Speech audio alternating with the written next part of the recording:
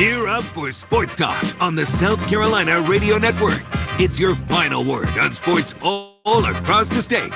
Here's your host, Phil Kornblue. I'm calling the plays. I think, I learned this from David Cutcliffe a long time ago. The game is too complex now to put that onus on the quarterbacks. Deshaun, for a rookie, is really way ahead of any rookie quarterback I've been around. And so it's been fun. Good evening, everybody, and welcome back into Sports Talk, South Carolina Radio Network. Gone for just 22 hours. Right back at you. Phil Kornblue, Professor Tom Hayes, and Jar March, Jared Rogers Martin, behind the bulletproof glass once again. We come to you from our Main Street studios, downtown Columbia, on another very nice day in the capital city. Hope you had a great day around the state of South Carolina. It's been very busy. Began with the press session with the Gamecocks this morning after their practice, meeting with Kurt Roper and members of the offensive side of things at USC. Then on to Darlington, where it was a media day featuring Martin Truex Jr., the reigning champion of the Bojangles Southern 500, who made a couple of stops. One, he went fishing in a pond outside of Darlington, and then made a trip over to the McLeod Medical Center, the Cancer Center, where he visited with patients and took pictures and delivered gifts. This was a visit for him near and dear to his heart because if you follow NASCAR, you know that his girlfriend has been dealing with cancer. So it was a very important stop for him. We were there with him as well as other members of the media. So we'll bring you a one-on-one interview with the current NASCAR points leader. And I tell you, if you're a Dale Jr. fan and you need a driver starting next year, Martin Truex Jr. would be a great one to latch on to from a fan standpoint. Nice guy, and with a team that just continues to overachieve. He's won 7 races over the last almost 2 seasons now. And they just continue to amaze with how well they're running. So we'll hear from him. Plus, Kerry Tharp, the president of Darlington, will be along, of course, his normal Tuesday slot. And we'll hear from USC quarterbacks coach and offensive coordinator Kurt Roper about the quarterbacks and how things will be different this year for Jake Bentley, what's happening behind Jake Bentley, and making sure that Jake Bentley stays on his feet for an entire season. I'll tell you what the offensive line ought to do. If they look at any SEC game, they need a hold. They don't call hold in the SEC. Well, but you know what? You say that, and then we go back and shoot. I remember, was it 2 years ago where the Gamecocks, it seemed like every play they were called for holding. And we went back and counted the holding calls during a certain segment of the SEC season, and it was so one-sided against the Gamecock offensive linemen that people were complaining about so many holding calls in the Gamecocks. So you say that they don't – what you're saying, of course, in a funny sort of way, is that you get away with holding in the SEC. Not if you're in the Garnet and Black, you don't. Well, my point was we took a unscientific survey of how many times Jadeveon Clowney reconfigured his jersey after it was pulled versus how many flags came out of the referee's pocket. And I think it was 0 to 100, mostly going toward him rearranging his jersey after the play was over. USC picked up another football commitment today. Will Muschamp and the Gamecocks have been red hot. This is the 9th commitment. Now we're in the 1st of August. This would be the 9th commitment going back through July, 8 for the 2018 class and 1 for 2019. Marlon Character Jr.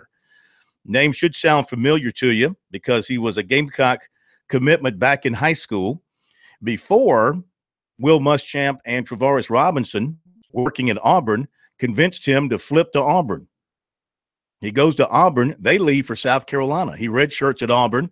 Then he transfers to Northwest Mississippi Junior College, always having South Carolina in the back of his mind. And Muschamp and Robinson had not forgotten about him. And today he announced a commitment to the Gamecocks. More on that coming up in recruiting. Interesting. Yeah, if Muschamp would have left him alone, he'd have been right there from the start. That's right. He would have been a Gamecock from the get-go. Yeah. But, yeah, look, things have a way of working out. He's a good player.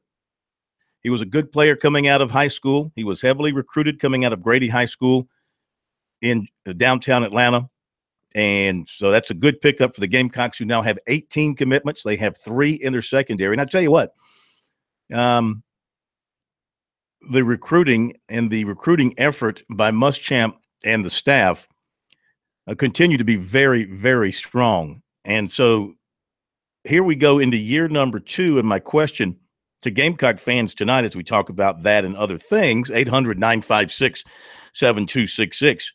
How are you feeling now about Muschamp after you've had a full year of him and more, full calendar year in terms of his time at South Carolina and more? You've seen a full season. You've seen now a recruiting class put together, but now a second one put together in which he's had time to actually work on it. You know, the first one kind of threw it together because of when he came in. This one he's had time to work on.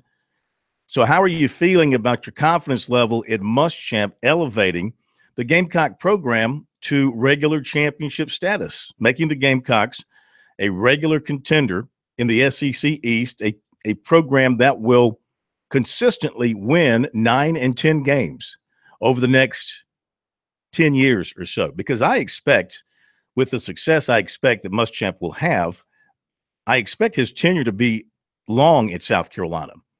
I think he's putting down roots here, and I think he wants to make this his home. He's got young kids, so a chance to stay in one place and raise them and enjoy the fruits of building a successful program and everything that comes with that. You know, Georgia, his alma mater's got their guy who they expect to be there for a long time. And if you're Muschamp and you're successful at South Carolina and you're winning the East and you're playing for an SEC championship every so often and maybe even somehow possibly winning one, why would you look to go anywhere else? Because they've given you, number one, there should be a strong loyalty factor to South Carolina, because Ray Tanner gave him an opportunity to become a head coach again in the SEC after only a 1-year hiatus. Okay, he was very fortunate there. So the loyalty factor should be very strong. And then number 2, I mean, he's well compensated at South Carolina, and they're giving him everything that he could possibly want or need to build a successful program. You've got a refurbished stadium. You've got a new infield practice facility. You've got new practice fields, and you're going to have a new football operations building. And you've got a DJ coming into your stadium. You had to throw that in. And you've got apparently the world's greatest social media filmmaker. So, I mean, you got everything that you could possibly want in a football operation. I just had a weird thought. You know, sometimes I really have these negative thoughts that are really funny. I can just see the DJ plugs up his equipment and the scoreboard blows up. I mean, just I don't know. We'll see how all that works out, you know. I don't think it's a necessary thing. I think that, you know, you got, I don't know who the decision makers at these schools, the athletic directors and all that. It's sort of like having consultants come into a television station and walk around for a day and a half and then come up with a list of suggestions to make an already good operation better. That's not how it works. That's not how it works. Their teenage daughter whispered in their ear, you know, we need a DJ in the stadium. Well, you better not forget about the people who are there for football purposes. Those are the people who write the big checks. Those are the people that make the big donations into your athletic coffers. They don't go to hear the music. They might go to, you know, have a little bit of, you know, frivolity on the side in the parking lot, but they go to watch the football games and root for the team. Everything else is secondary to those people. And part of their lifetime gift to the Gamecock Club is a pair of complimentary earplugs. Yeah.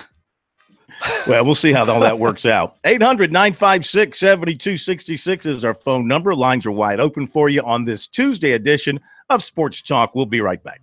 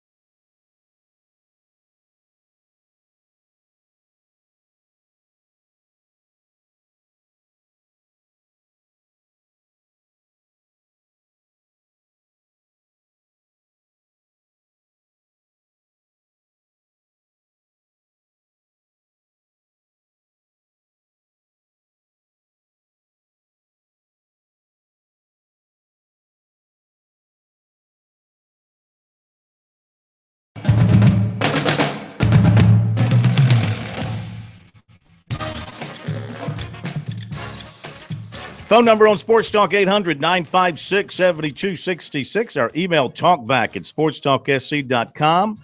On Twitter at SportsTalkSC. 800-956-7266 is the phone number open for your phone calls. So, to Gamecock fans, confidence level in Will Muschamp, is it climbing as the 2018 season approaches? See, I have felt from the jump start that he was going to be a success at South Carolina.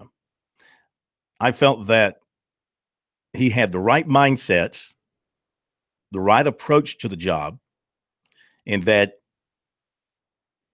he basically opened his arms and took it all in and said, this is mine, and I am going to build it, and I'm going to build it my way, and just watch me. And the thing he had to shake off, of course, was the criticism from his Florida's tenure, his one shot at being a head coach thus far. People conveniently forget he won 11 games in his second year because they want to pile on over what happened over the last 2 years. And yes, you know, if you can't win at Florida with the players he recruited, I think it's justifiable questioning and criticism because he had terrific talent. They were very good on defense. He just couldn't get the offense going in a big way until Kurt Roper came in for that last year, and they doubled up their offensive production in terms of points scored. Now, some of that was due to a revolving door, the offensive coordinator's office, injuries at quarterback. I mean, you lose your quarterback. You lose a good, solid quarterback, and it messes up everything. And people want to go back and blame you. And that's something that you just cannot predict. And that is why protecting Bentley is so important to this Gamecock football team, because they got nobody right now prepared. I mean, you'll hear Roper talk about Scarnecchia and how they like Scarnecchia and things that he can do, but he's never played. And then you've got Jay Urich, who's a true freshman. He's never played. So it's imperative that Bentley be protected in practice and also, of course, manage to stay out of harm's way in games. If he can stay healthy and do what he can do, then the offense is going to be very, very good. And then their hope is the defense will show improvement. I don't see why it won't in year two. I look at some of the players in person the other day. They certainly look like bigger, stronger, faster defensive football players. The return of Sky Moore is a huge bonus. I think the secondary will be improved. And maybe a guy like Shameik Blackshear, with all that promise coming out of high school, breaks through now and becomes that pass rushing defensive end that was expected of him. Or Dennis Wanham. Maybe Ulrich Jones is the man in the middle. Maybe Javon Kinlaw at 335 pounds is going to be Tarzan in the middle and give them some help. These are all questions that will be answered right away against NC State. You're going to find out very quickly how good this USC football team can or cannot be. Well, you don't want to draw conclusions from game one, not absolute conclusions, because you can go up or down from there. Mississippi State lost that first game to South Alabama, Mm-hmm. and they didn't look anything like they did when South Carolina played. Well, think about 2 years ago in North Carolina. You know, South Carolina wins that game in Charlotte, and the two teams go in opposite directions from that point. So the question is, how are you feeling? This is for Gamecock fans, of course. How are you feeling heading into year two? Confidence level in Muschamp. Is it rising? Is it falling? Is it stagnant as we look ahead? 800-956-7266. Let's go to your phone calls and go to Jeff in Aiken to get things rolling tonight. Hey, Jeff, welcome to Sports Talk. Hello, Jeff. I think Jeff Selm just fizzled out on us. 800-956-7266. Former USC quarterbacks coach G.A. Mangus is going back home.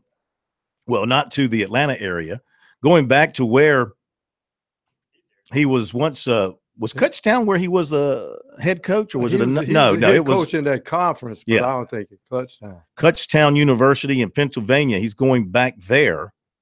I imagine as offensive coordinator and quarterbacks coach. Of course, he had been at South Carolina State. Dorman High School is going to practice with the Panthers on August 3rd. Is that right? Is that the date? Be careful, Panthers. Dorman is pretty tough.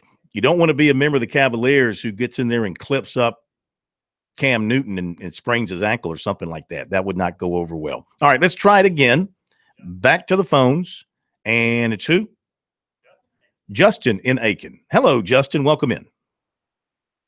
Hey, I feel pretty optimistic. I'm kind of cautious, though, but I think Muschamp will be fine. I just hope that he can get, like, the defensive line recruiting going, because that's, like, the only thing I'm kind of worried about. That's our biggest need right now. Well, in this recruiting class, the 2018 class, which now numbers 18 with today's commitment, you have got Kingsley Inagbar, defensive end, 6'4", 260. Dantrell Barkley, 6'3", 285. And Jabari Ellis, 6'5", 285. They are committed.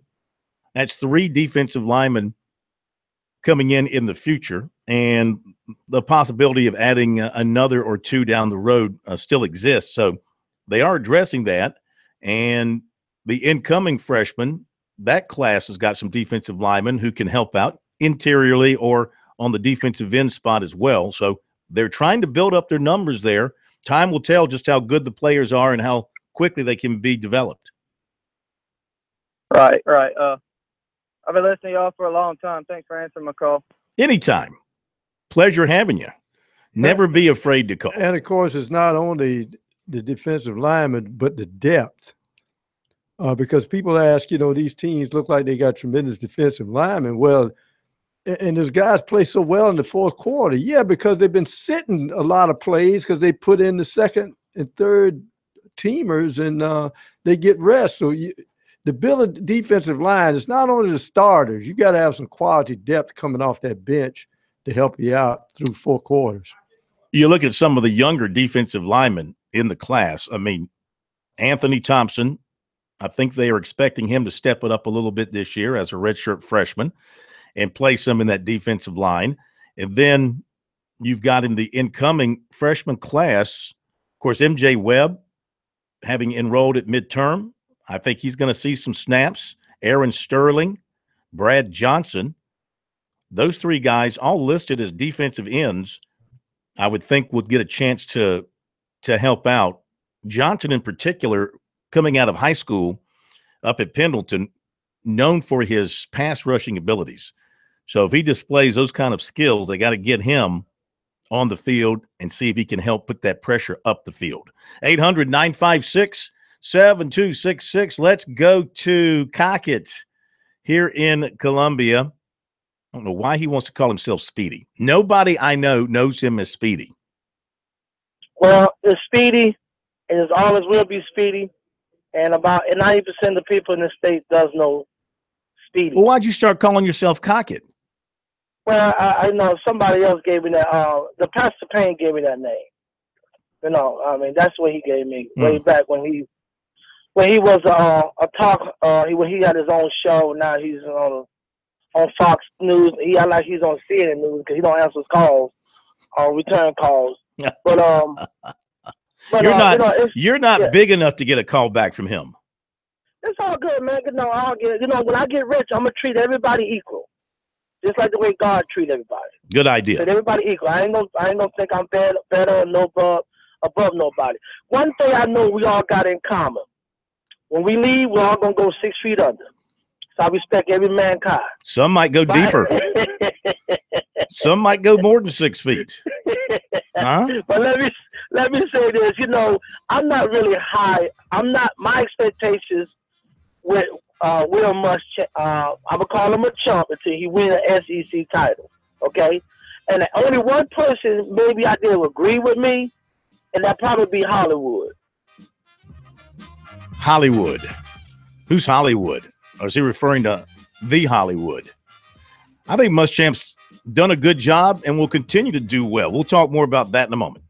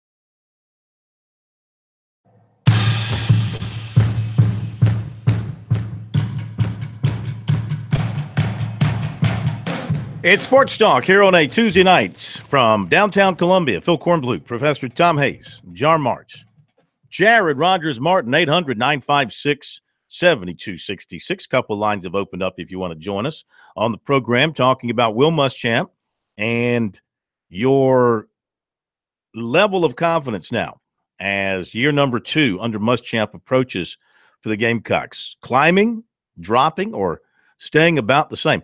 Anybody catch what Cockett was referring to regarding Hollywood? No.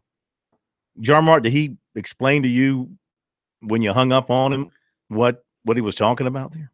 No. Was he talking about Hollywood, the movie place, or Hollywood Henderson, or there's a Hollywood, South Carolina? What was he talking about? I wasn't too worried about the Hollywood. I thought it was just Speedy Cockett, whoever he is, being Cockett. I think you're more worried about Muschamp doing well and Kirby Smart getting the axe after 2 years and not winning the SEC East, and Georgia just sends Muschamp an offer over to. Are you suggesting that will happen? Well, I think there. I mean, Kirby Smart, if he doesn't win the SEC East and he's been projected, as he's been projected by the media, that'll upset some people not living up to Mark Richt's expectations. And I mean, who's their go-to? You got to think Muschamp first on the list there. No, it won't be. Muschamp's not leaving South Carolina for Georgia. You know why he wouldn't go to Georgia? Because Kirby Smart is his friend. Yeah. You don't jump in there and replace a friend. He wouldn't make that move for a number of reasons. Again, unless I misjudge the character, there's that loyalty factor. Number one. And number two, why would you go to a place? Why would you go back to your alma mater that didn't choose you first to begin with when it could have? They opted for the other guy. They think the other guy is smarter. No pun intended. Okay. And we'll see how it works out in the long run. I think that Smart's got a chance, obviously, to be very successful at Georgia. His current crop of players, the defense looks great. The offense looks like it could be very, very good. The quarterback will be back next season. You got a stud freshman running back coming in to pick up where these guys leave off. And if there's one place you can get by being young, it's at running back. Teach him how to block, teach him how to pick up the blitzes, and the rest of the time give him the football and let him do his thing. So I don't see why Georgia won't be successful this year. But I've never seen a Georgia team. People want to point to the offensive line as being a concern, but oh my goodness, I've never seen Georgia with a worse offensive line.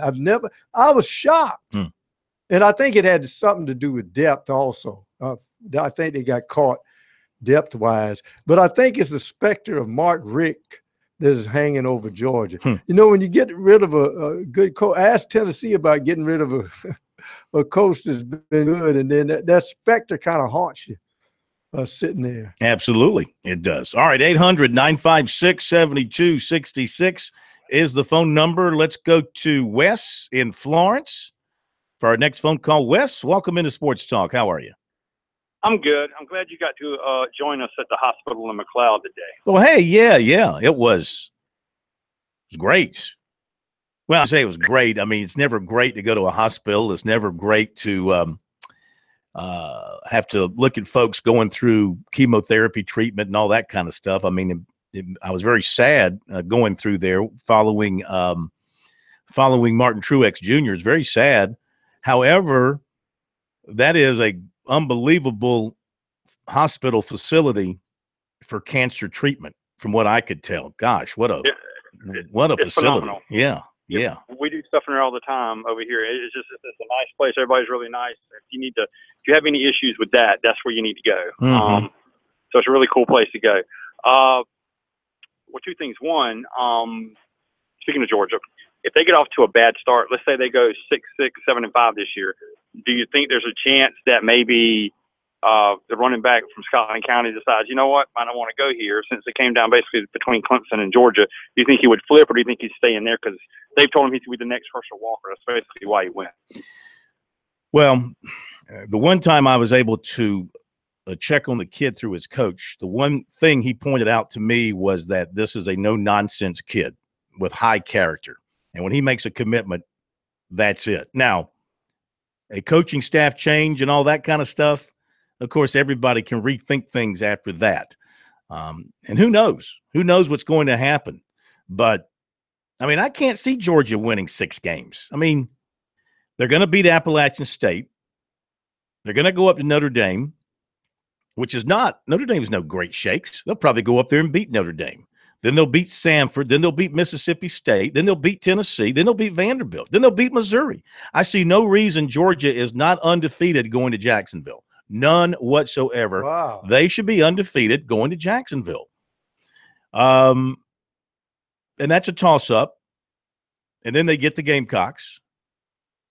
And at this point, we'll see how the Gamecocks look moving down the road, but I'd have to favor Georgia in Athens in that game. Then they go to Auburn. I'd have to favor Auburn in that game. So then they beat Kentucky, and then they probably beat Georgia Tech. I mean, where's the Auburn game? It's on the Plains. Okay. Yeah. That doesn't mean much of anything because I think over the last 10 to 15 years, I think Auburn and Georgia pretty much have beaten each other in the other person's home stadium.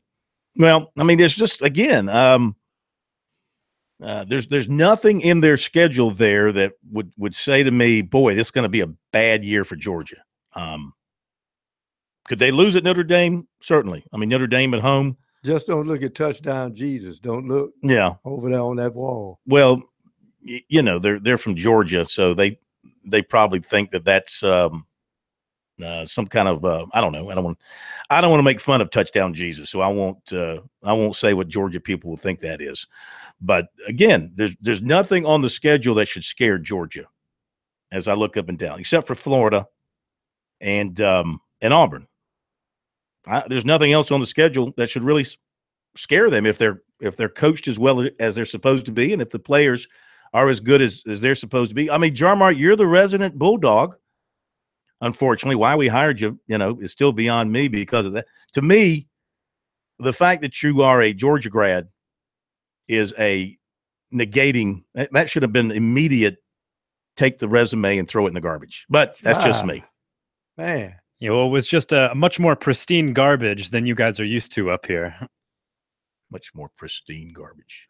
My garbage is your penthouse flat. Oh. I have no idea what you're saying. So let's go back to the phones. 800-956. Trash is another man's treasure. People who talk to me in riddles, I just can't follow them. Well, let's go back. Come at me straight. Let's go back to the other one man's trash is another man's treasure. You've heard that one before, haven't you? This is true. Wes is still with us for another question. Yes, sir. Real quick, I need you to get Jerome on the phone. We're both Cowboy fans. I need you to let me know how they're going to look Thursday night, and will Zeke get suspended this year? And I will gladly hang up and hear you talk. I know you love the Cowboys so much. Yeah. All right. Thank you very much. We appreciate that. Yeah, the Hall of Fame game is coming up, right? Mm-hmm. That's Thursday night. Who are the Cowboys playing? I have not checked. The preseason NFL schedule is not something I live and die with. The NFL and ESPN want to make a big hoopla when they announce the preseason schedule, and I'm like, just don't get anybody on my team hurt.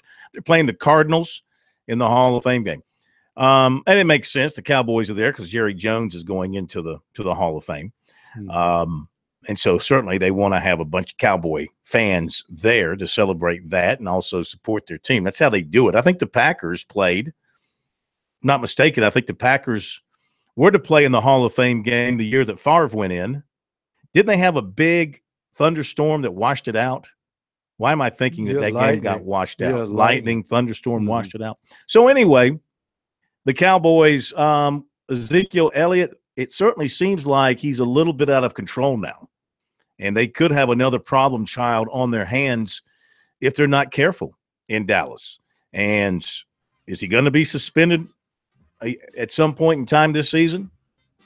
Once you get into camp and they got their hands on you and they got you locked down, they should be pretty safe, except for those off days when players do get a little crazy. Oaks, don't they? In California, they don't do that anymore. I don't think so. Yeah, I thought Dallas used to train in Thousand Oaks. I know. I'll have to check. I'm thinking they moved it closer to Dallas. Mm-hmm. I think Probably. We'll double check that. All right, we'll be right back.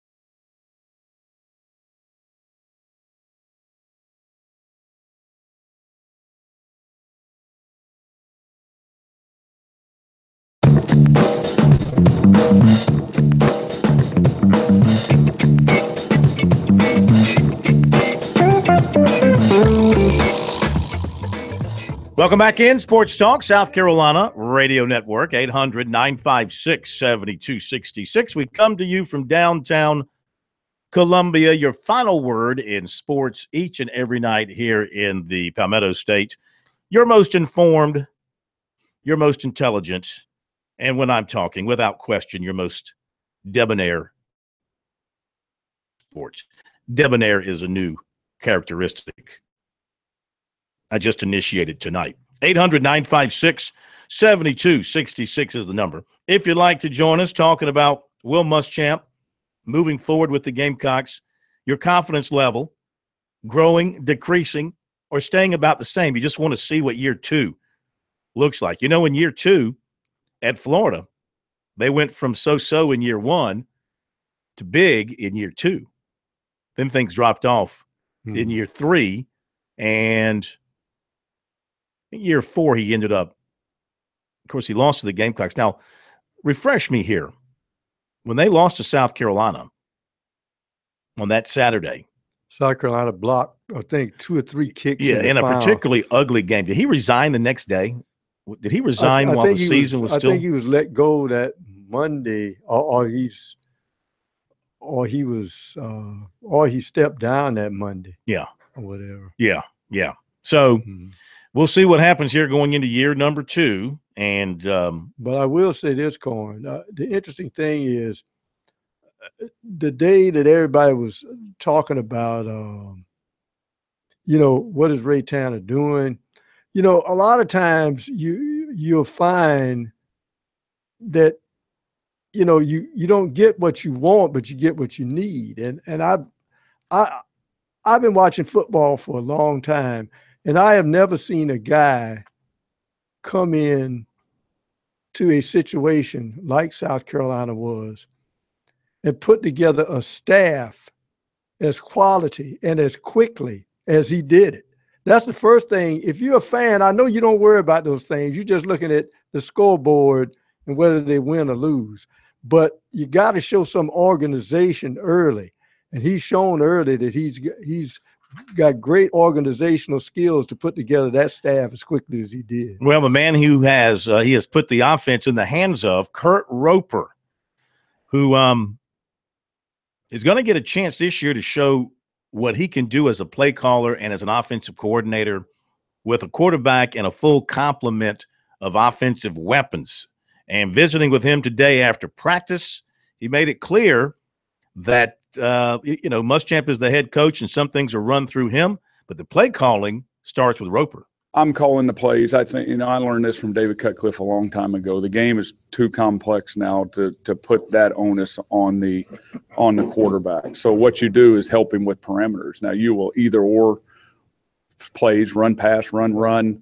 If we've got a pass call that we don't like versus a certain look, he's got the ability to change that pass route. But as far as calling plays, I'll call the plays. Now, when we get to the sideline at the end of a series, Jake's the kind of guy that I'm going to say, hey, what is there anything that you're feeling good about? And I'm going to take that into consideration, obviously. How ready is he for this position? Obviously, he came in and did great. What are you looking for him as a sophomore, and now that it's that's a good question. So what ends up happening, Jake's really smart. He works at it and studies and knows what we're going on. But sometimes communicating it and being able to actually execute it are two different things. So what I would say right now, probably over 2 days, is we're probably asking him to do too much early on. Not that he can't get all that, but you're dealing with a guy that I have a lot of trust in. So you're like more, because you can have a conversation, and you just have to be careful.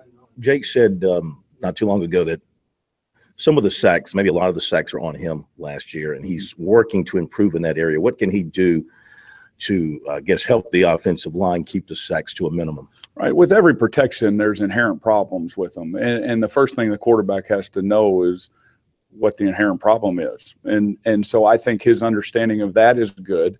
And so there were times that I don't think he knew who necessarily was blocked and wasn't blocked.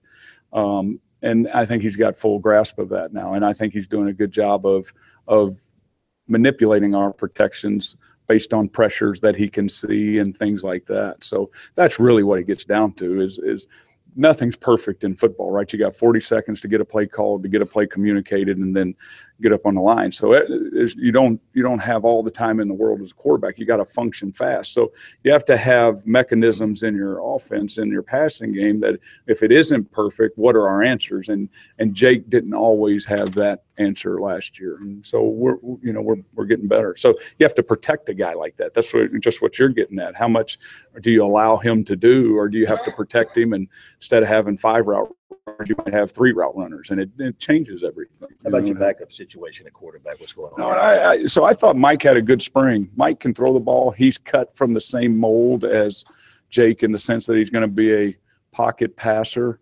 So we're largely doing the same things, with him, and he can physically throw the ball. And I told Mike his challenge needs to be not to get comfortable waiting in the wings, and we all understand our quarterback situation right now, but he needs to go compete every day to get better and be prepared. And I think he is, and he's got the ability to throw the football for sure. All right, there you go. Kurt Roper from his visit with the media earlier today, and he's going to be calling the plays, but he's also going to be giving Jake Bentley some leeway, of course, to make calls at the line of scrimmage. or they'll send in a couple of plays, and he may have the option to choose which he thinks is the best play, which will be a big difference for USC on the offense at quarterback compared to last year. All right, back to the phones. It's Ryan in Hartsville. Hello, Ryan. How are you? Hey, Phil. How you doing tonight, man? Great, buddy. How are you? I'm doing good. My question is, if you look at Carolina's roster, and if you look at how many seniors they have on the roster and how many people they're losing, how do they take so many – how do they offer so many scholarships, so many people, and taking all the commitments that they've gotten so far and the commitments they're going to get? Because the numbers to me just don't add up, and I just wanted you to answer that for me, and I'll hang up and listen. Thank you. Yeah, thank you. Well, it's like this. By my count right now on scholarship, including the incoming class, including everybody in the incoming class, which includes the assumption that Jordan Carty will get in. So you add the 2017 class into everybody else, that gives you 76 on scholarship right now going into camp. Again, these are my numbers based on the information on who is on scholarship. Okay. I think I'm pretty close on that. That's 76. So that's 9 under. And then you've got 11 seniors: Lamons, King, Sawyer, Jones, Stallworth, Allen Williams, Moore, Knott, Helms, Park, Smith. You got 11 seniors. Mm-hmm. So you got 9 and 11. That's 20. So based on that, that's 20. Then you look at your junior class and you see if there's anybody who you think might be leaving. And I would say Hayden Hurst, with a good year, his age, he's eligible to leave. That could be one. Debo Samuel could be another. So just playing devil's advocate here, so to speak, let's just say you lose 2 of those. So now you're at 22. And then there's attrition, which could open up another couple of spots. So that's how you get to around 23, 24. So that's what you're looking at right now. They've got 18 commitments, and they have 20 spots right now. But they know that more spots will open up, and they'll end up probably signing right around a full class of 25, I would say. Mm-hmm. Thank you so much. And let's face it, those scholarships are renewable every year. And, you know, unfortunately. No. They're 4-year deals. Well, they say it's 4-year deals, but the letters, in fact, the kids now, you know, August 1 is the day that the official offer letters go out. And then there'll be some still run off. The official offer letters say this is a multi-year offer to you for your scholarship, and then it goes into details until you run off. Well, they'll have some way to run. They can run. Well, the best way to run off a kid is to say, you know, hey, you're not going to play here if you want to play. But if you don't want to leave, you know, you've got your scholarship. And we'll be back.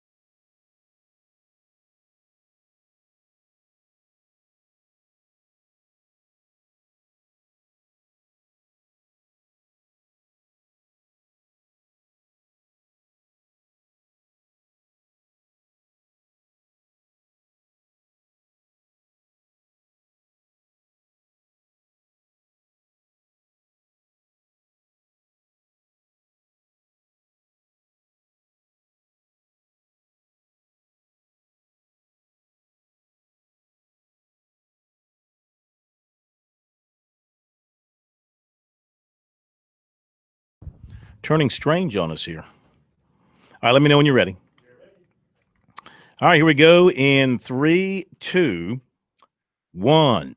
Defensive back Marlon Carricker Jr. from Atlanta and Northwest Mississippi Junior College on Tuesday committed to USC for the second time. He committed to the Gamecocks out of high school, but then switched to Auburn when Will Muschamp and Travaris Robinson convinced him to join those Tigers. They left and went to USC. He redshirted and then transferred to the junior college, and now he'll get a chance to play for Muschamp and Robinson. He's the 18th commitment for the Gamecocks 2018 class, the third for the secondary. Spring Valley linebacker Channing Tindall plans to announce his college decision in late September. He has his list down to USC. Okay, let's pick that up again. Spring Valley linebacker Channing Tindall still planning to announce.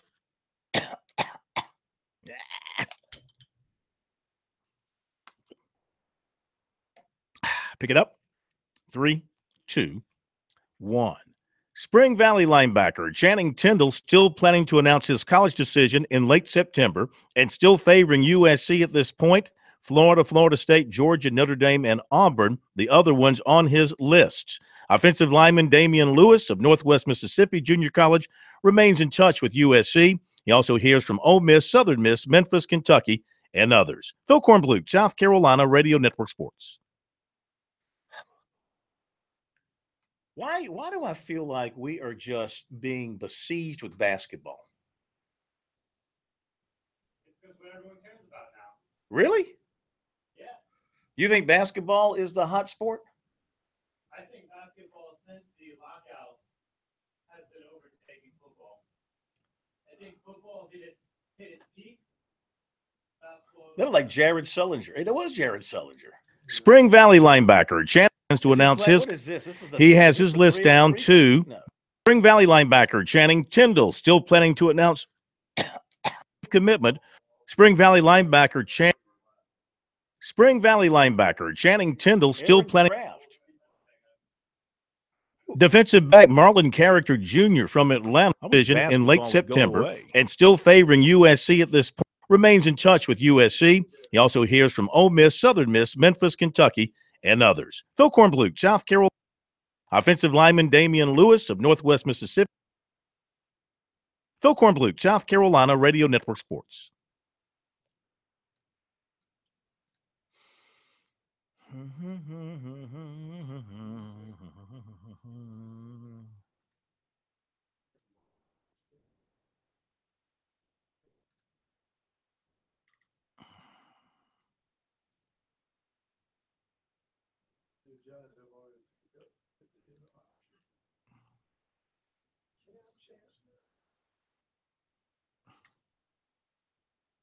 Ryan Cleveland is in retirement, full-time Pro Bowler.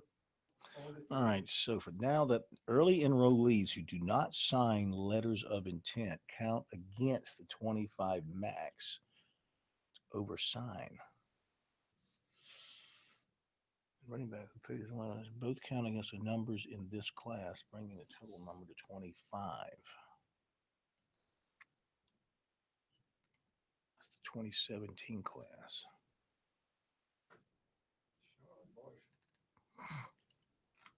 What were you saying? No, I was saying, the strange thing about football, and it has a built-in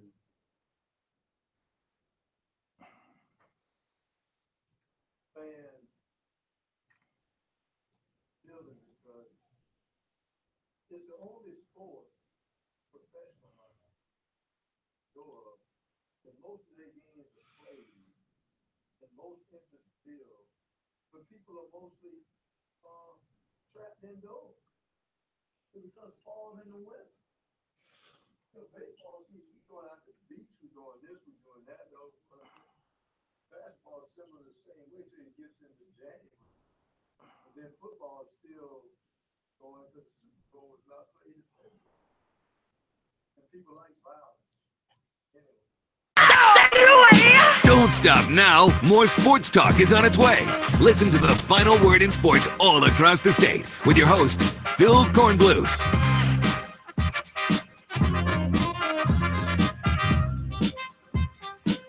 Hour number 2 of Sports Talk, South Carolina Radio Network from downtown Columbia, 800-956-7266. Why is it every time I look up on ESPN, we're seeing some sort of basketball being played? You know, the NBA is doing the best it can to make itself year-round relevant like the NFL.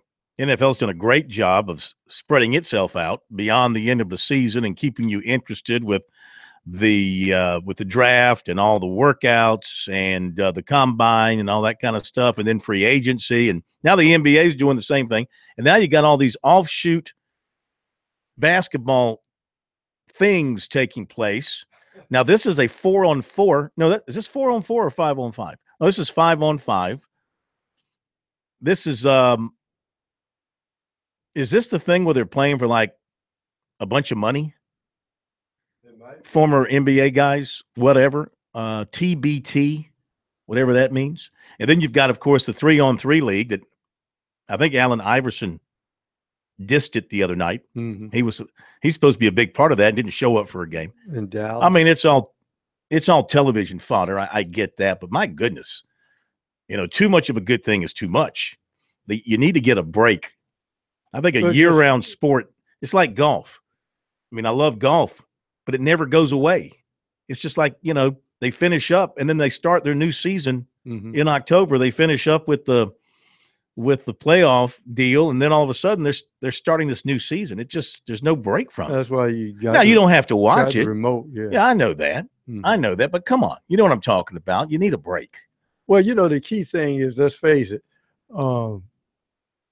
everybody looks at the fact that the man right now in the NBA is Curry. And people figure, they look at a small guy. Notice how people, when the NBA, when they can perceive as the smaller guy, they really attract to the sport because they think they can, you know, take their mind and think, well, you know, I'm as small as this guy, until they get up to him and say, wait a minute, you're taller than I thought you were.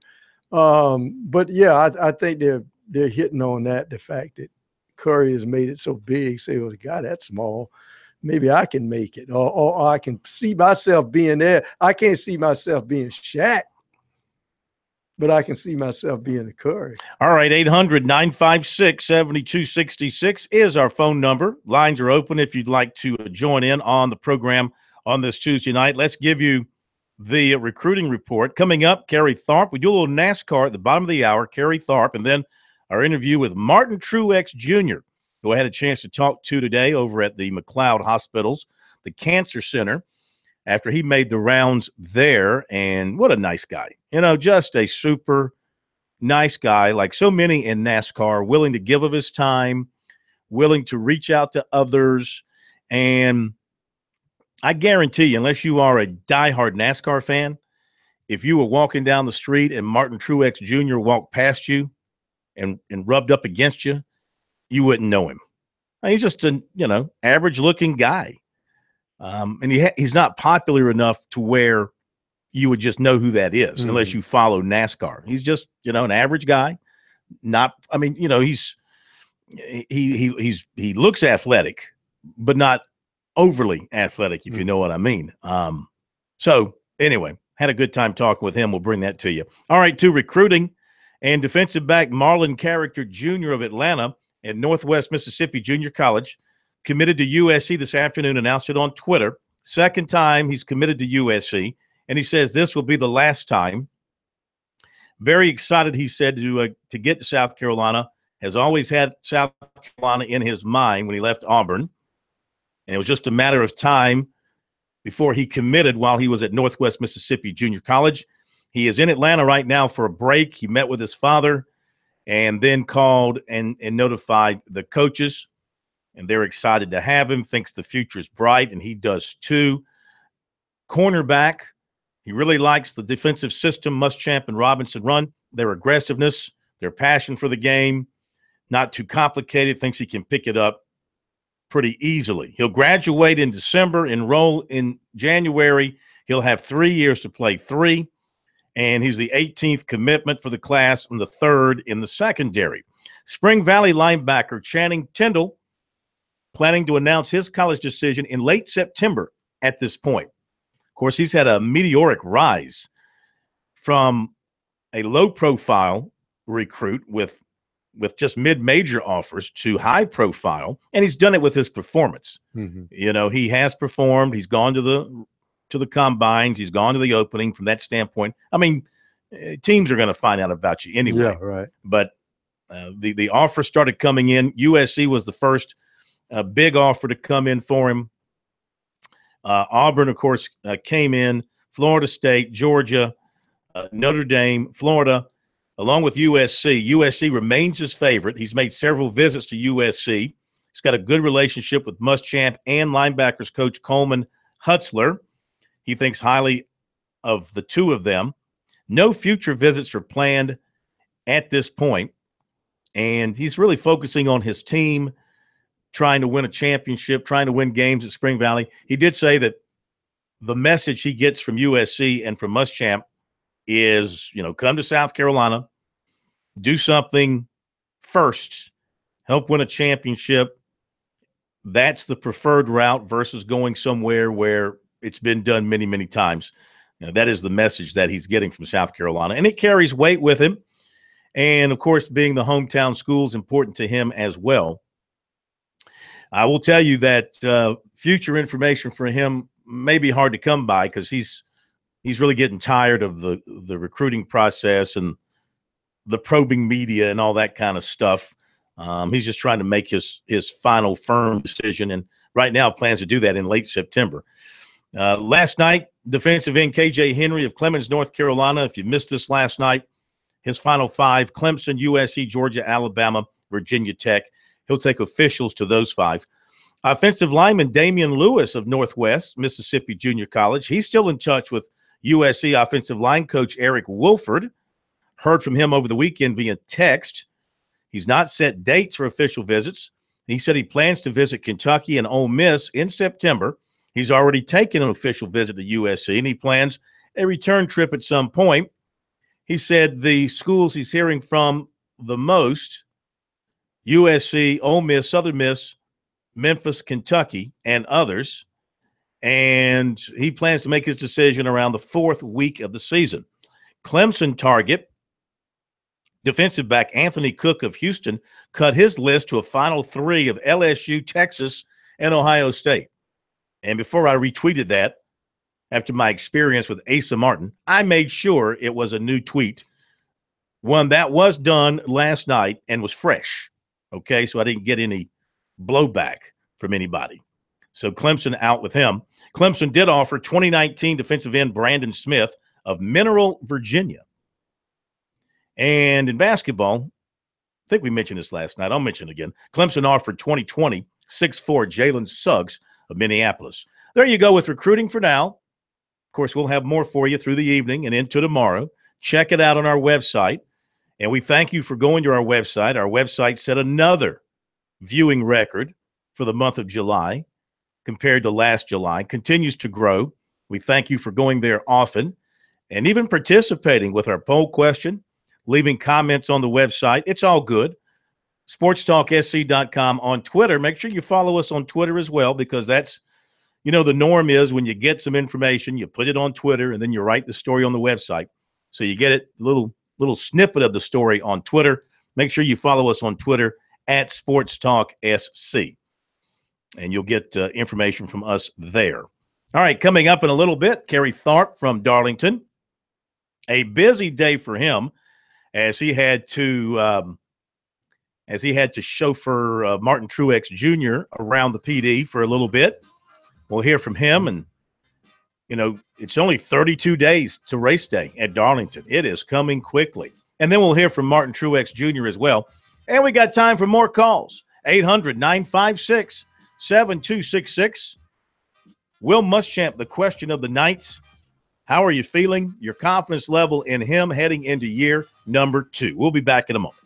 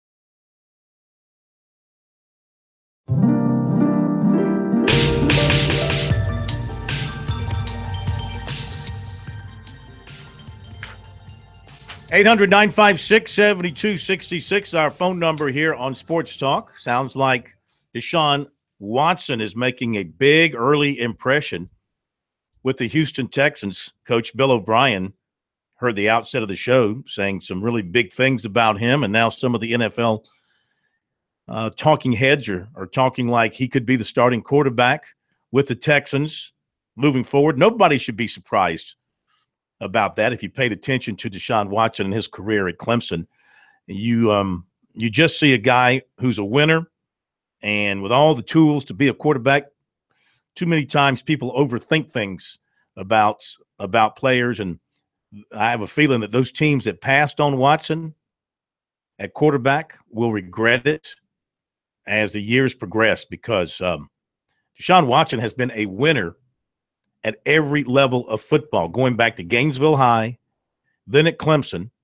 And, you just don't turn that off. Plus, he's with a good football team that will have an excellent defense and plenty of offensive weaponry as well. There's no reason why he won't succeed with the Houston Texans. Yeah, statistically, last year, the best defense in the NFL, Clowney with his miraculous recovery from really some delicate knee surgery. I think that microfracture surgery they have where they makes the knee itself regrow some cartilage by drilling holes in the knee. Oh, I don't know what they do with that thing, but it's been a miraculous comeback for him. And let's look at the division. The Colts are struggling. Their quarterback cannot get healthy.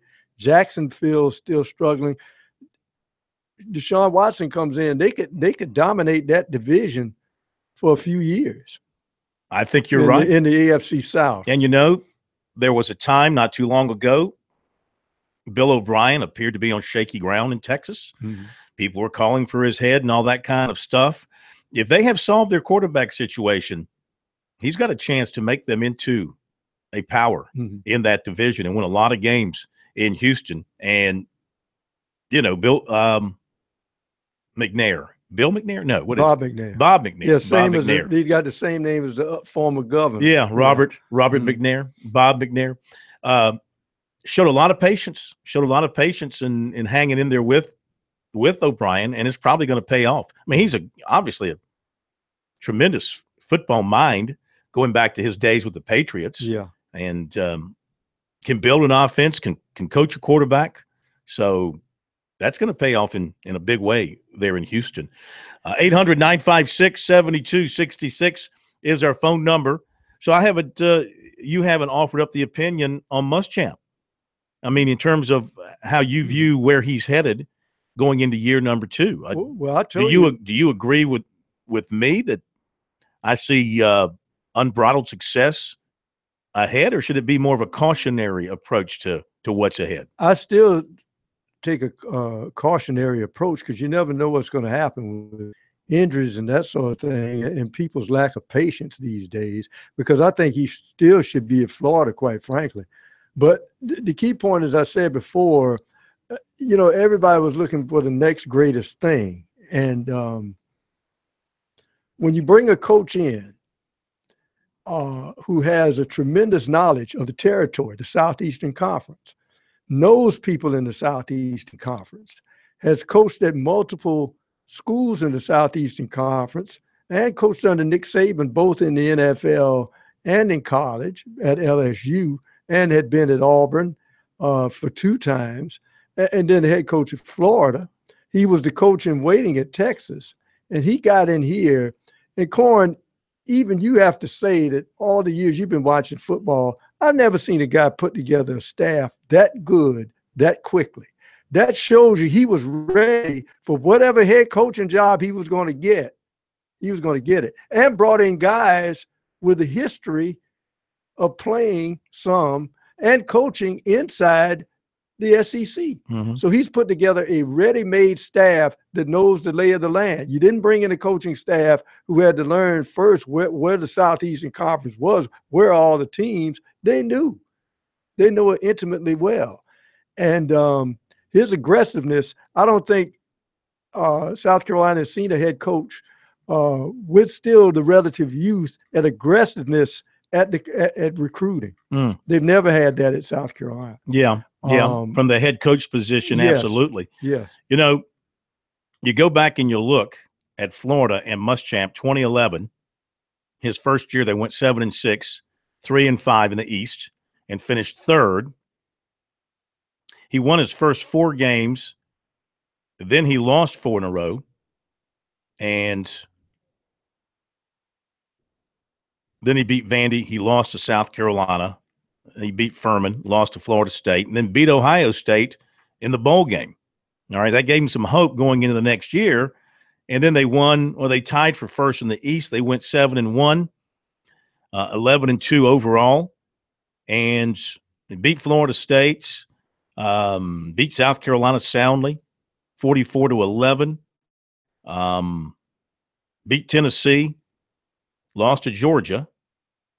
So he lost his first 2 games against Georgia, beat Florida State, lost to Louisville in the Sugar Bowl, 11-2. 2013 was the big drop-off when they had the injuries. They fell to 4-8. And if I remember, let's see now, after the first year, he had Charlie Weiss first as his offensive coordinator, correct?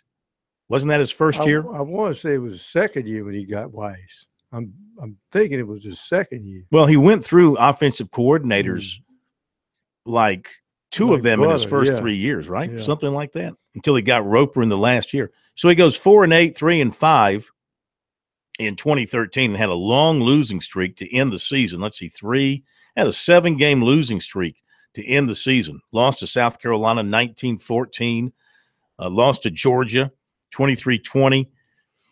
And then he goes 6-5 at Florida in 2014. He does beat Georgia. He beats Vanderbilt, but that loss to South Carolina, he loses 23-20 in overtime in one of the ugliest games you'll ever see. 4-4 in the SEC that particular year. So he was not able to reach the heights at Florida in his 4 years that were expected, and so he could not hold on to that plum job. Did he do, in general terms, was it a terrible performance, a terrible job? No, but it was, by Florida standards, well below average. I mean, 1 big year out of 4 is not enough to keep you happy, to keep your job at Florida. One big year, the 11-win season, he was not able to build on that in 2013, and then 2014 turned out to be, again, with injuries at quarterback. Yeah, they were mash unit that 2013 season. Yeah, and 14, if I remember correctly. I think even though they opened up with 2 big wins, they lost to Alabama, lost a close one to LSU. Missouri beat them badly. Lost to Florida State. Again, lost to the Gamecocks in that overtime game. So had some close, tough losses in 14. But, you know, he got a taste of being the head coach and what it's all about, and also how to perhaps look at some things that aren't going well and then figure out how to fix them. I mean, you only can learn through your experiences. And now he gets the second go-round with South Carolina. And, you know, I think he learned, like, things were not going well when they hit their open date. They're 2-4, struggling on offense. You got the young hotshot quarterback waiting in the wings, and he made a gutsy call. He could have gone ahead and just ridden out the season with what he had and taken their lumps in all likelihood. But Bentley, in their opinion at that time, gave them the best chance to turn it around and have a chance at a decent season, and he did more than that. They finished 4-2 in the regular season and got to a bowl game, which, considering what they stepped into, has to be considered a significant accomplishment. So I think it's a sign of things to come. And as we look through the rest of August and talk about the upcoming season, I mean, I think you'll be feeling like this South Carolina team could be an 8 or 9 game winner this year. We'll be right back.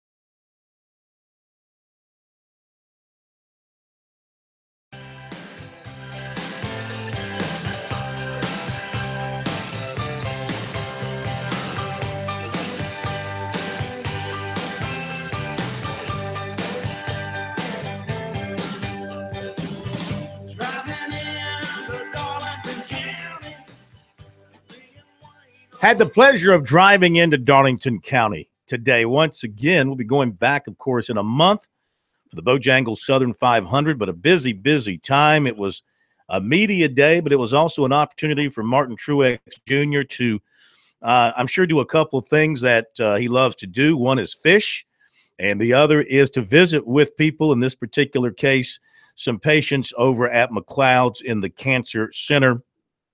The president of Darlington, Kerry Tharp, KT, was there with him stride for stride. But I hear the fishing did not go well. No, Phil, I'm going to have to stick to my day job. I'm not what I would call an adept fisherman by any stretch of the imagination. And really probably during the late morning time with the temperature and so forth, that wasn't the best time for us to be out there at Ramsey's Pond. But let me tell you, it was a great backdrop for us. We had 3 or 4 of the Bass Pro shop boats down from North Carolina. We had one of the world-class bass fishermen, Guy Eaker, there. We had the South Florence High School, not only the state champion fishing team, but they were the national champion high school fishing team with us today. And so, I mean, we had it all out there, but I think we caught maybe 2 or 3 fish, and I can tell you that I caught 0. Now, listen, here on Sports Talk, we're really close to DNR. So I have to ask you, did you have your fishing license with you? Phil, we were covered up. Bojangles had that covered up for us.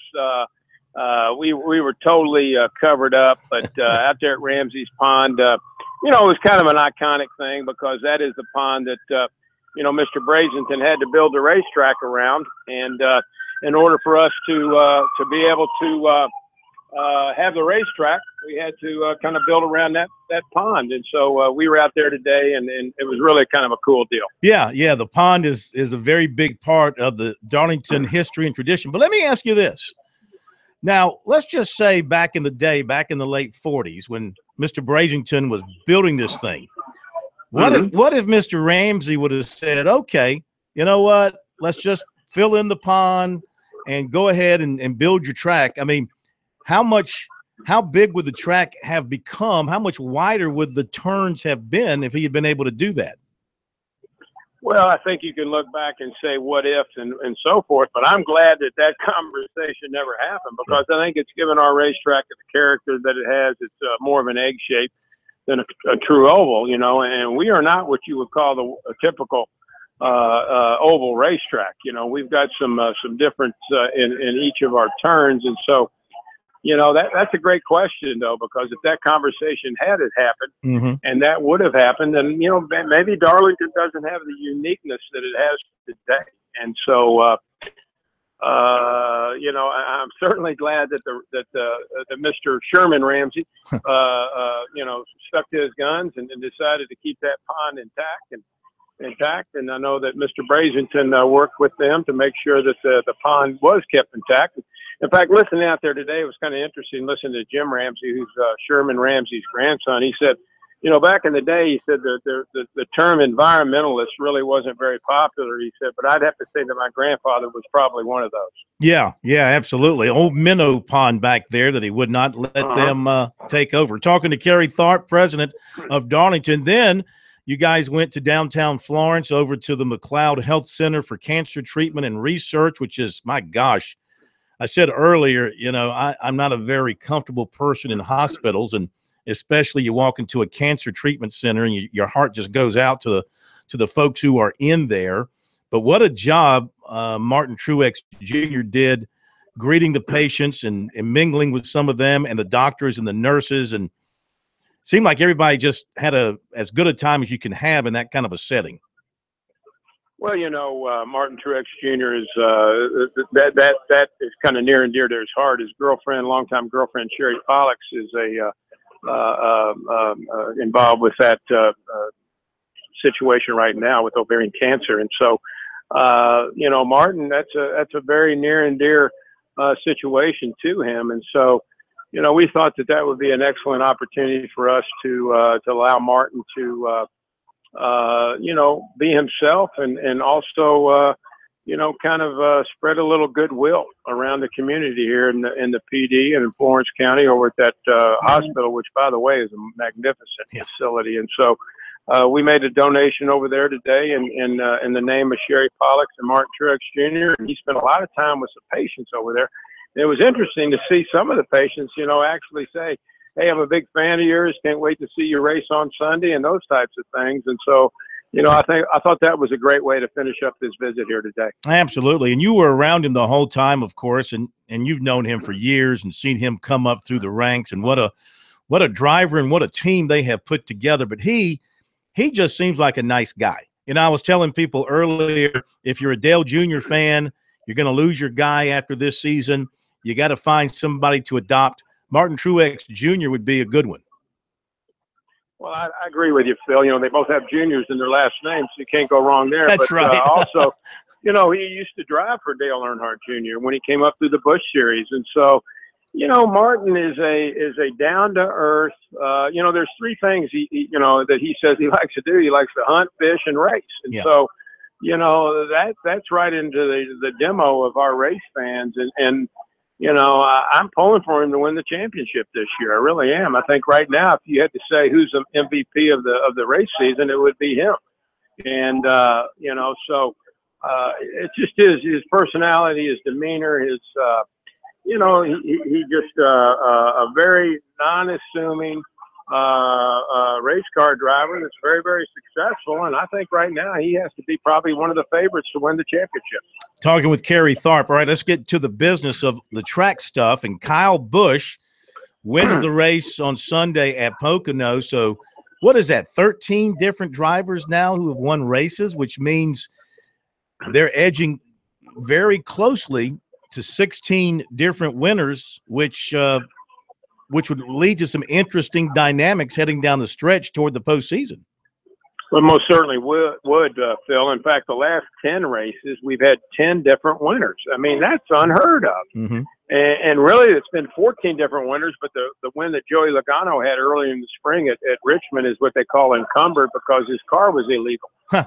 So we've got 13 different winners right now as far as playoff implications, and we still have some tracks ahead of us, particularly this weekend at Watkins Glen, where we could get a different winner. And so what I think this yields is I think it yields a lot of interesting racing coming up, probably a lot of sleepless nights on the parts of the drivers and crew chiefs that are right on the edge of making it or not making it.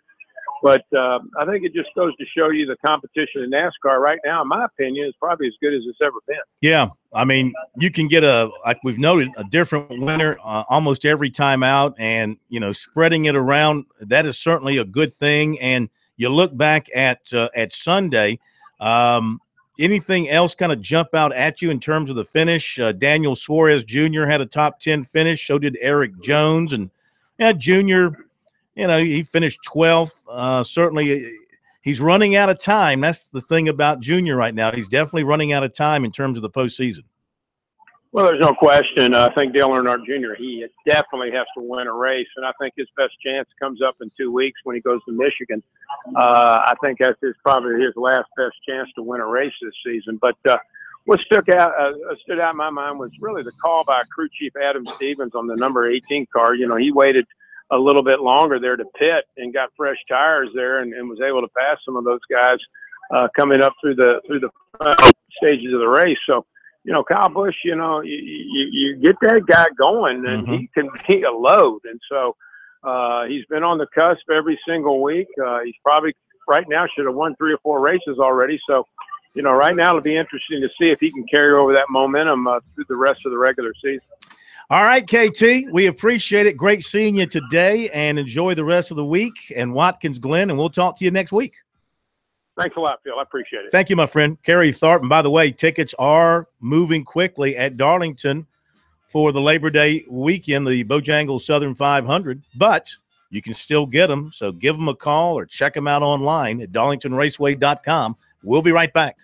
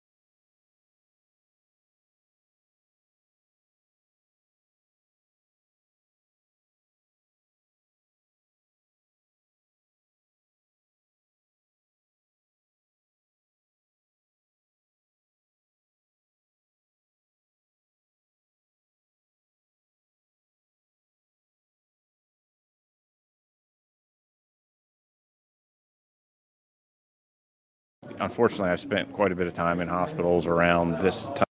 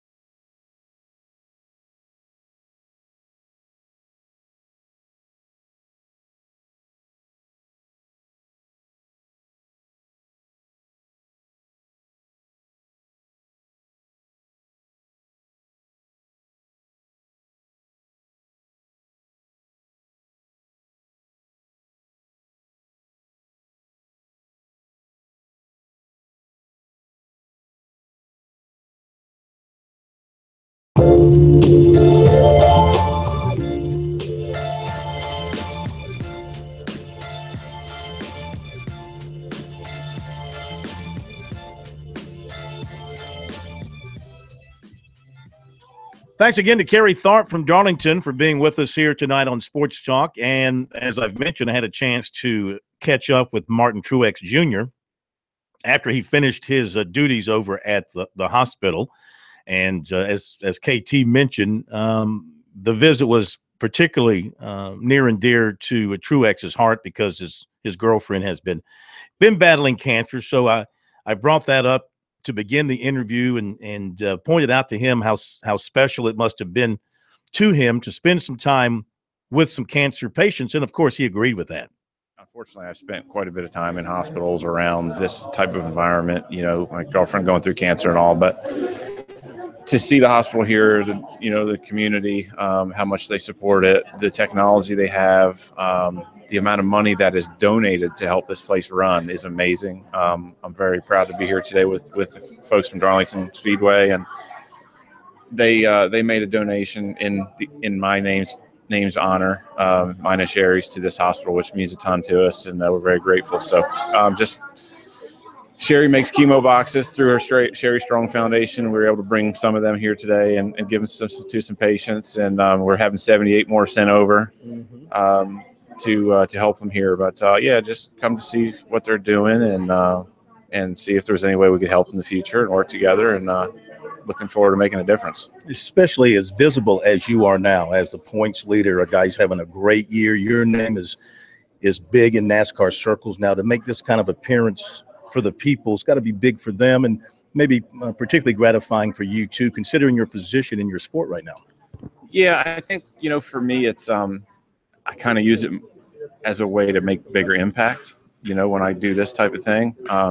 In the past, I think maybe a lot of people wouldn't recognize me, or I'd get uncomfortable because they were uncomfortable. And now that gets a little bit easier to do this type of thing, because they understand, they see who you are. They think, oh, okay, maybe this guy's a little bit famous. And then it kind of makes everybody just a little more comfortable. Mm-hmm. So that's nice, but it doesn't change the passion I have for doing this type of work and the impact that we've made with our foundation and the amount of work that we're going to put in the future. So this is just something they put together.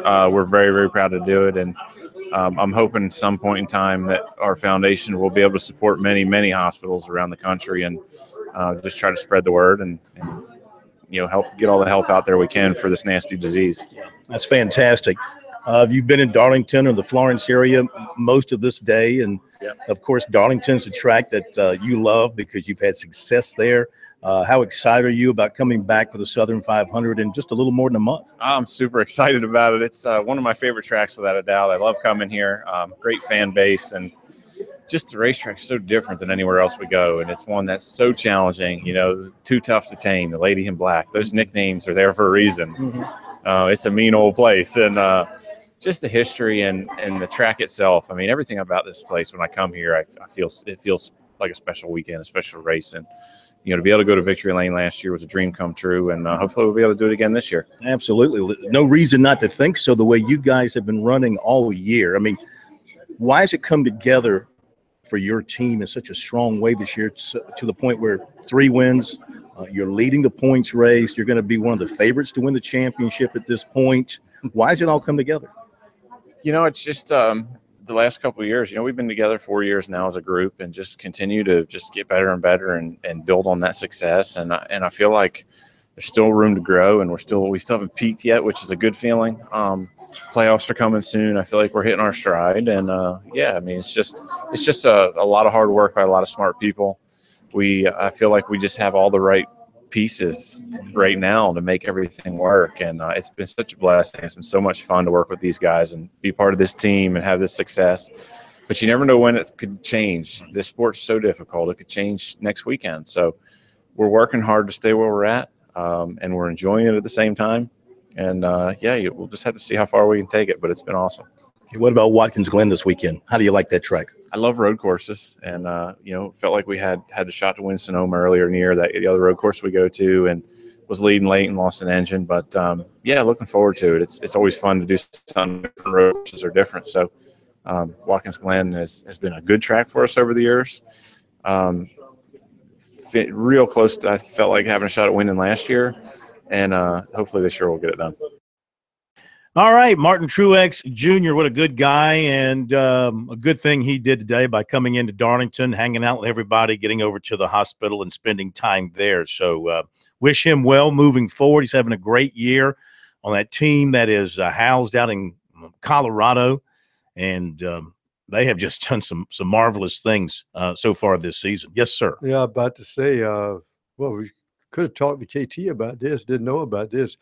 Kurt Busch is the latest big name to hit the NASCAR free agency market, with Stewart-Haas Racing informing the former Cup Series champion and 2017 Daytona 500 winner that the team will not pick up his option for next season. So Kurt Busch about to be a free agent after this year. How about that? And, you had the recent announcement that Target was pulling off of its team, the 42 car, Kyle Larson. And that's a big blow to lose that kind of financial support. Yeah, NASCAR can ill afford to lose those kind of big monetary backers. So it's going to be an interesting offseason, as every offseason is for NASCAR. Baseball recruiting note, Clemson picked up from a 2020 right-hander, Cameron Barnhill, who pitches for Green Sea Floyds. Okay. And you know why Green Sea Floyds is on the history map in sports in our state? I'll give you 10 seconds. I give both of you 10 seconds to come up with the answer. Why is Green Sea Floyds historically in our state a footnote? I have no earthly idea. Jarmark, you got it. Yeah, you'll take a guess. Green Sea Floyds. Why is it historically important? An historic footnote in sports in our state. Why? Rated as the best overall name by the Sports Commission and the general populace. Well, that is well thought out.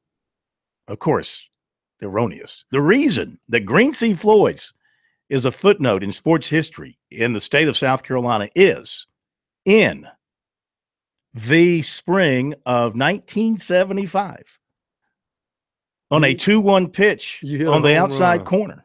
You hit the only home I run. drove that ball into a rusted out car in the field behind the ditch that designated the home run barrier, the wall. It was a ditch with a rusted out car sitting behind it. And I drove that pitch for a home run And if the guy at Green Sea Floyd. And if the guy would have gone into the rusty car and got the ball, he still could have thrown you out of the plate. My one and only home run in high school baseball occurred at Green Sea Floyd's. So there you go. Mark that down for those of you who were wondering. But Cameron Barnhill, who probably would have struck me out if I had faced him, is committing to Clemson for the 2020 class. By the way, the Cowboys are in Oxnard, California. That's where their training camp is. Oxnard. But they are going to be moving August 21st to their new practice facility in Frisco, Texas. Home of the FCS championship game. Yeah, and they have this new facility called the Ford Center that they have built. So they are having the bulk of their practices right now in Oxnard, California, but then they'll be moving to Frisco, Texas. You know who else is in Frisco, Texas? Our own godfather of sports talk, Don Williams, now lives in Frisco, Texas. Mm-hmm. Yeah. Okay. Any final thoughts, Pro, as we say goodbye for 22 hours? Well, I just want to warn some of these high school players. It feels like fall the last couple of mornings, but Mother Nature has one other hot spell in store before she's done with us. Yes, no question about that.